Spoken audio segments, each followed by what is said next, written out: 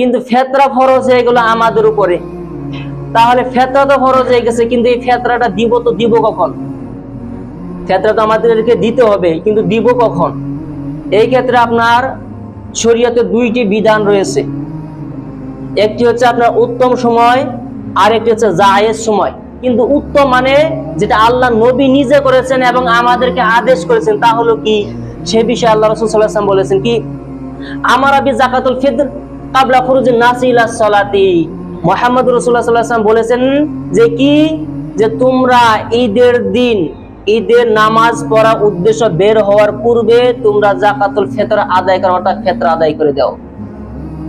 এটা হচ্ছে সব থেকে আপনার শ্রেষ্ঠ উত্তম ফিতর আদায় করার টাইম। তা কখন? আপনার যখন আপনি ঈদের জন্য বের হবেন, ঈদের মাঠে আপনি নামাজ পড়ার জন্য উদ্দেশ্য করে বের হয়েছেন, এর পূর্বেই দিতে হবে। যদি এটা সহজ করে বলতে চাই, যে আমাদের এখানে ঈদের সালাত আদায় করা হয় আপনার 9টা বাজায়, তাহলে আপনি 8টা বাজায় প্রস্তুতি চালাবেন। ঠিক আপনার 8টায় থেকে শুরু করে ফজরের ভিতরে এই যে মাঝখানে যে সময়টা রয়েছে, এই সময় আপনার ফিতরা আদায় করা সব থেকে শ্রেষ্ঠ কাজ, সব থেকে উত্তম কাজ। এই কথা আমাদেরকে আদেশ করেছেন কে? মুহাম্মদ সাল্লাল্লাহু আলাইহি ওয়াসাল্লাম।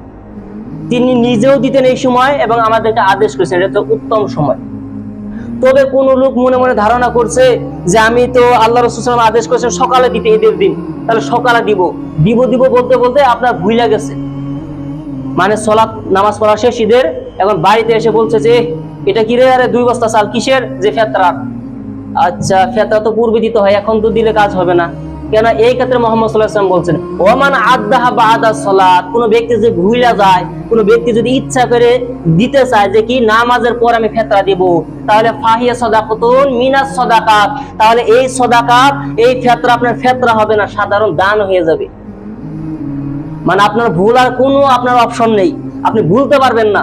কেননা আপনি চিন্তা করেন যে ঈদের দিন খাওয়া দাওয়ার তো কমতি আপনার হয় না, এটা মনে থাকে। ঈদের দিন 3 দিন থেকে 4 দিন থেকে আপনার প্রস্তুতি চলে, কাপড় চোপড় কিনা, হ্যাঁ ঈদ রয়েছে, এই ক্ষেত্রে আপনার অনেক প্রস্তুতি চলে, সবকিছু মনে থাকে। কিন্তু ফিতরা একটি বিষয়, ফরজ বিষয়, কিন্তু এই ফরজ বিষয়ের ক্ষেত্রে আপনার মন থাকবে না, এটা কেমন হতে পারে?